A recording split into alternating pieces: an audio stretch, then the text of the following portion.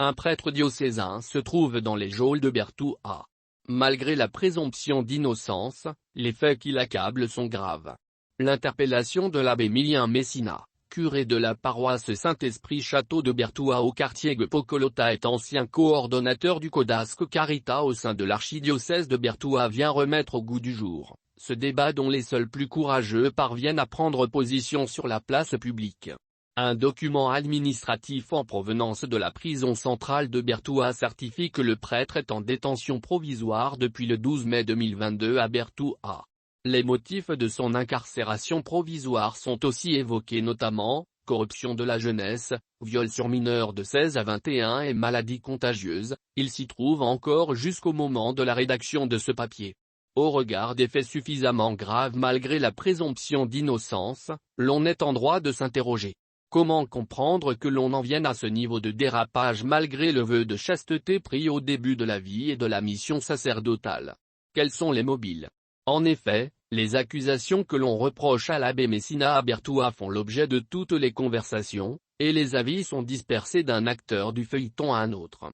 Il est néanmoins établi que le prélat entretenait une relation coupable avec la jeune fille. Je sais que le père était son petit ami, c'est lui qui l'avait déviergée et ce jour-là elle s'était confiée à moi me faisant comprendre qu'elle a perdu sa virginité et que c'est le padre qui en est responsable, témoigne une amie de la victime.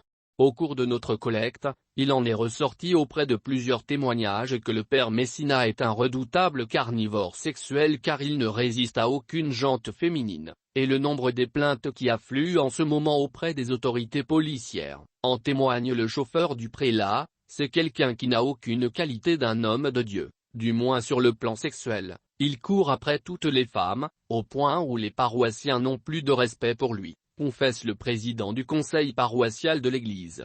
Je crois que chaque corps de métier, et chaque être humain a ses défauts, je crois qu'il est important de s'attarder sur ses qualités et voir dans quelles mesures on peut l'amener à corriger ce qui est mauvais. C'est vrai, nous le savons tous, c'est qu'il aime les femmes, au lieu de s'apitoyer et saisir les autorités, il faut mieux de chercher les voies et moyens pour qu'il change, encore que c'est un homme de Dieu, il va facilement changer si nous nous mettons tous à l'œuvre, relate Marie-Mélanie Assiagon.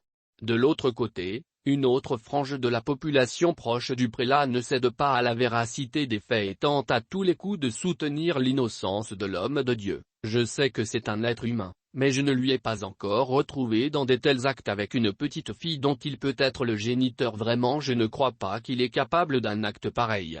En plus, c'est un homme de Dieu que je n'ai pas encore suivi une rumeur qui le concerne par rapport aux femmes, laisse entendre Valère Ginguet, le responsable de l'économat à la paroisse Saint-Esprit Château Gpokolota.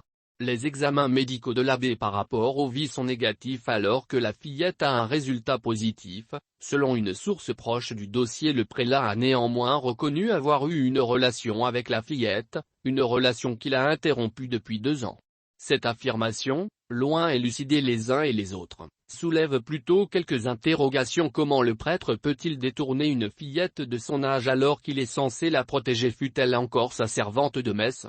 Pour l'instant, la situation reste calme dans la grande famille catholique à Berthoua, mais on annonce déjà le début de la mobilisation du clergé à travers un mouvement dénommé « Pas de messe sans libération du frère ». L'archidiocèse de Berthoua n'a pas encore réagi jusqu'à cet instant, mais un haut responsable de l'archidiocèse de Berthoua qui requiert l'anonymat nous confie, le Saint-Siège a déjà réagi. Je peux vous rassurer qu'il n'y a pas d'incarcération d'un prêtre sans l'avis du Saint-Siège.